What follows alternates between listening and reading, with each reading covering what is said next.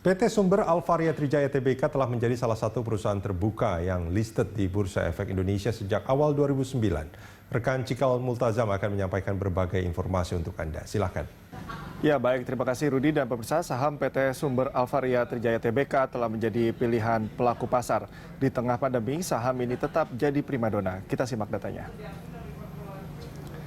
Ya, kita lihat inilah PT Sumber Alvaria Trijaya Tbk dengan kode saham AMRT melakukan IPO pada 15 Januari 2009 berada di papan utama bursa. Kemudian bidang usaha utama yakni retail trade, di sektor trade, services, and investment, dan subsektor retail trade. Kita lihat pemegang saham AMRT sebanyak 21,82 miliar atau 52,55% ini dimiliki PT Sigmantara Alfindo.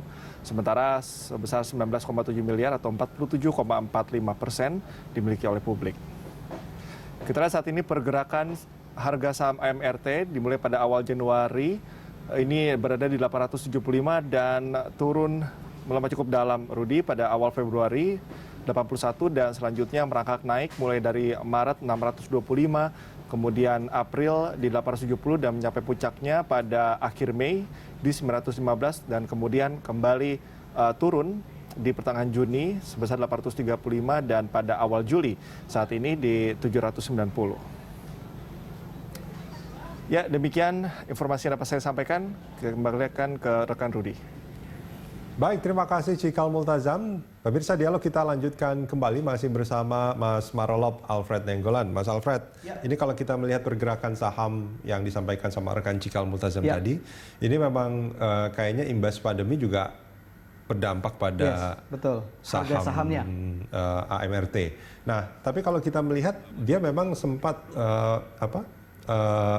cenderung positif ya, tapi kalau kita melihat di akhir-akhir ini juga ini kayaknya mulai ada turun koreksi. lagi. Apa yang terjadi menurut Anda? Ya, kalau kita lihat kenaikan yang terjadi di periode April, Mei, bahkan di awal Juni terhadap saham AMRT lebih kepada sentimen performa keuangan ya, yang memang pasar sudah melihat bagaimana animo masyarakat untuk belanja di model modern trade mini mart ini cukup tinggi. Dan kalau kita lihat koreksi yang terjadi untuk sampai di akhir Juni, bahkan di awal Juni ini lebih kepada tadi memang profit taking karena memang kenaikannya juga relatif cukup cepat. Kalau dari sisi valuasi kita lihat sebenarnya masih cukup tinggi ya, PI-nya kurang lebih sekitar 26 kali dan memang emiten retail kita memang banyak, hampir semua emiten retail kita punya valuasi yang memang relatif premium dan ini juga dimiliki oleh HMRT. Artinya penurunan yang terjadi dalam beberapa hari terakhir karena valuasi masih tinggi itu memperkuat dugaan bahwa sebenarnya tidak terjadi permasalahan fundamental, lebih pada profit taking yang terjadi terhadap saham karena naiknya sudah cukup signifikan dari level 500-600 di kuartal pertama naik sampai di level 900, jadi hampir naik 50%. Jadi ada koreksi kemarin di akhir Juni sampai di awal Juli.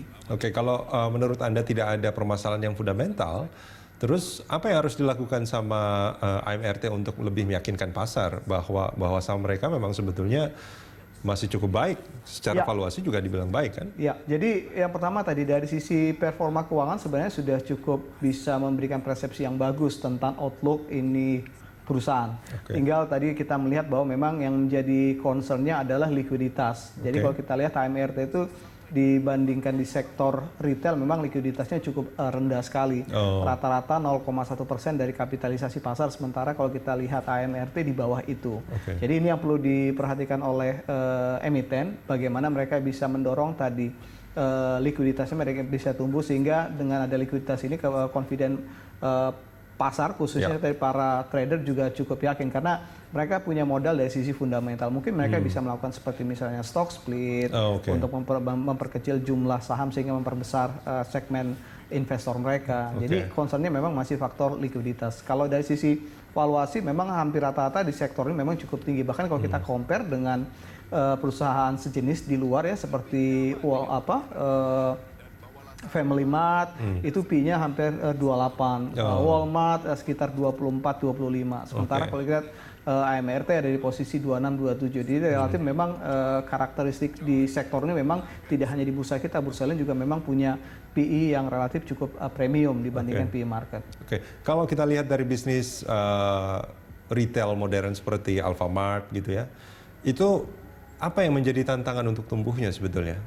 Ya, kalau untuk tantangan, kalau kita lihat dari sisi permintaan atau pendapatan sepertinya memang terlihat cukup solid ya. Bahkan kalau lihat pasca Covid juga kemungkinan ketika sektor yang tadi modern trade yang hyper atau super itu kemungkinan akan turun signifikan, maka itu akan lari ke modern trade. Jadi dari sisi demand, dari sisi permintaan sebenarnya tidak ada tinggal masalah, tinggal bagaimana mereka melakukan inovasi, memperbesar channeling mereka ke masyarakat. Karena kita lihat memang persaingan di sini cukup kuat juga, apalagi tadi bicara masalah kompetitornya yang punya outlet yang jauh lebih besar.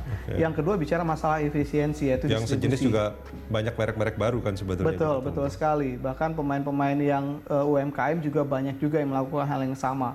Yang kedua tadi selain tadi bicara masalah distribusi, yang kedua adalah bicara masalah distribusi. Jadi memang salah satu keunggulan yang bisa mendorong margin mereka, karena memang margin di sini cukup tipis sekali.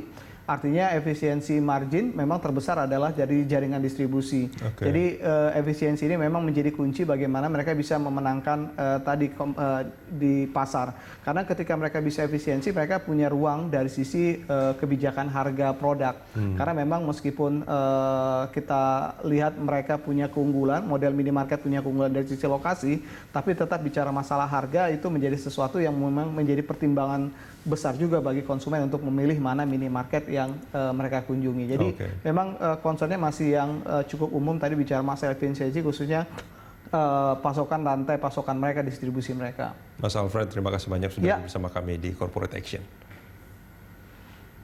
Pemirsa, Corporate Action segera kembali usai news update sesaat lagi.